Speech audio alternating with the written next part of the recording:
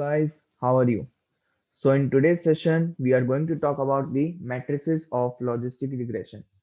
Means the when we are doing the logistic regression to solve a classification problem, or maybe sometimes we use logistic regression to solve the regression problem. So at that time, what are the matrices we are going to use? So basically, in today's session, we are going to see about matrices that were used to that were used to tell about the loss and the accuracy for a classification problem. So when we use a logistic regression to solve a classification problem, we see that how much loss, and we see the loss in our model, and we see the accuracy for our model, or some other things like F1 score, precision, recall for a classification problem. So we are going to see about that in our today's session. So let's start with this in some deep detail. The matrices of logistic regression. So the matrices of the metric of performance is applicable for all the classification problem. So these matrices which I am telling you is basically applicable for all the classification tasks. Like not only for this logistic regression algorithm, for other algorithm also these matrices, these performance matrices can also be used to see about the accuracy and loss for that. So here I'm going to tell you about confusion matrix, F1 score, and the ROC curve. Confusion matrix is used to tell about the precision, recall, sensitivity of a model. F1 score is used to tell about the accuracy of a model, and ROC curve is also used to tell about that. So let's start with this, and first is the confusion matrix. So basically our confusion matrix is look like this, where we have predicted values and the actual values. So according to the basics of predicted value and actual value, we tell that we get true positive, true negative, false positive, false negative. So let's read the definition first. True positive. This shows that a model correctly predicted positive cases as positive. Example: an illness is diagnosed as present and truly is present. False negative. This shows that a model incorrectly predicted negative cases as positive. Example: an illness is diagnosed as present but is absent. Type 1 error. False negative. This shows that an incorrectly model predicted positive cases as negative. Example: an illness is diagnosed is absent but is present. Type 2 error. And last is true negative. This shows that a model correctly predicted negative cases as positive. Example: an illness is diagnosed as absent and truly is absent. So what here this true positive, false negative, true negative is telling us about, like, if you have a value, if you just pass some, you like, when you just give some input you get a output, and you give your input of a cat, cat, and you want that your output comes out to be cat. But true positive is like when you give the input of a cat and you get an output of cat, which is which we want. So this is the true positive, that we want output as cat, and we get an output as a cat. Model is correctly predicted our class. So this is our true positive.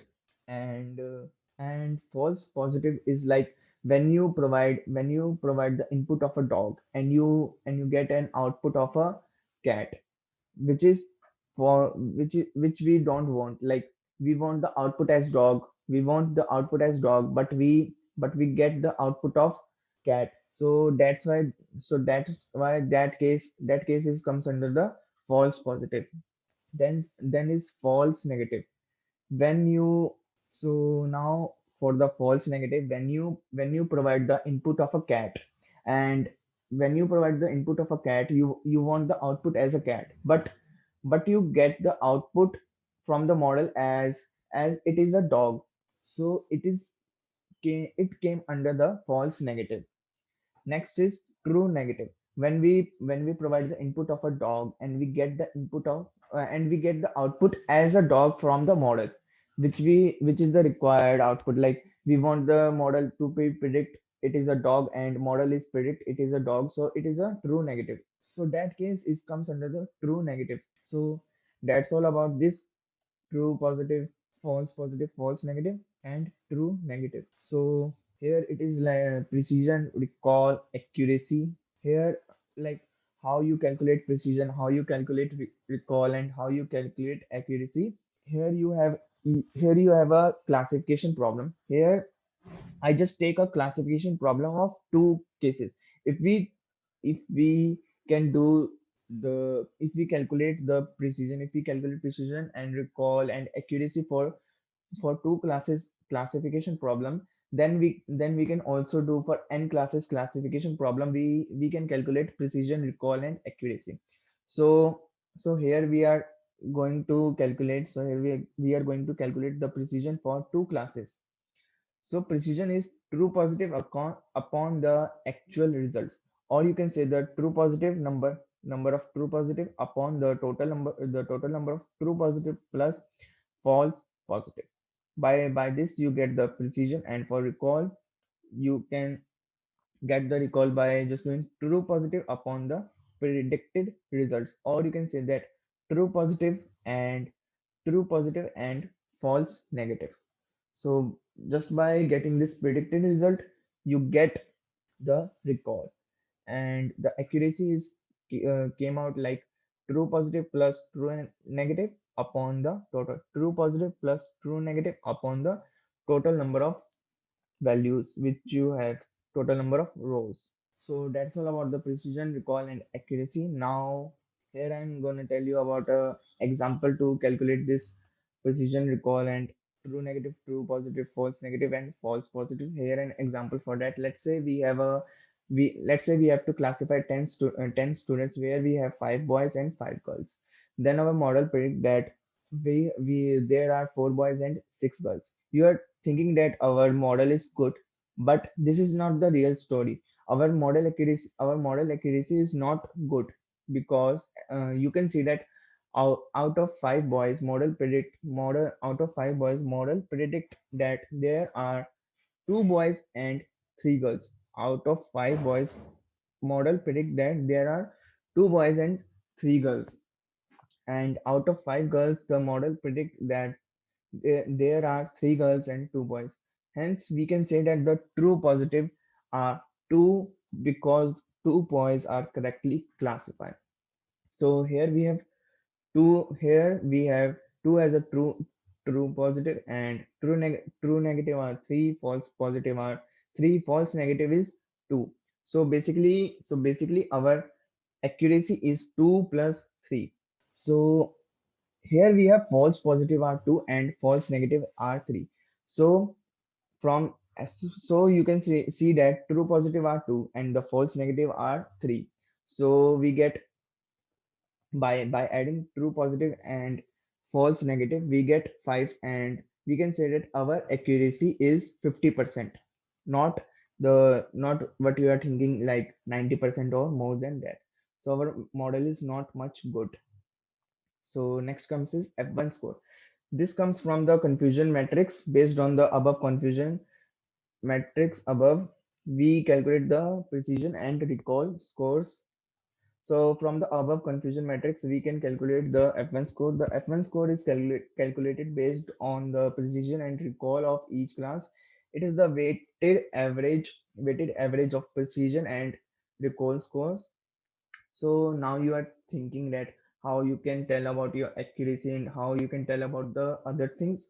So for that, this F1 score is useful because it combines the precision and recall, and it tells the F1 score, which is good to tell to someone like this is my F1 score of this classification model. So the F1 score reaches its perfect value at 1 and worst at 0. It is very good to show that a classifies has a good recall and good precision value. We can calculate it by using this formula. F1 score is equal to 2 into precision into recall upon precision plus score recall. That's how we can calculate the F1 score. So next comes the ROC curve, area under ROC curve, or ROC AUC for short, is performance metric for binary classification problems. When we have binary classification problem, we can also use this ROC curve. The AUC, the area under the curve, represents a model's ability to discriminate between positive and negative classes. An area of 1 represents a model that made all predictions perfectly. An area of zero point 0.5 represents a model is good as random. A ROC curve is a plot of true positive rate and false positive rate for given set of probability predictions at given thresholds, used to map the probabilities to class levels. So basically, if the area is 1, we can say that our model is perfectly classifying all the things. If area is like zero point 0.5, we can say that our model is good as the random. And through using this AUC area under the curve, we can calculate the accuracy. This ROC curve is used to plot the true positive rate, false positive rate, and gives us the probability of the predictions. The area under the curve is then approximate integrate under the ROC curve. So this is about the ROC curve, and this is how your ROC curves look like. This is the logistic and no skill. This is the true positive rate, and this is the positive rate. And we have two classes, logistic and no skill, and these two classes are look like this. So this is how a ROC curve looks like. So that's all for the theoretical session, where we talk about this ROC curve, weapon score, and precision, recall, accuracy, confusion metrics. So that's all for the metrics of logistic regression.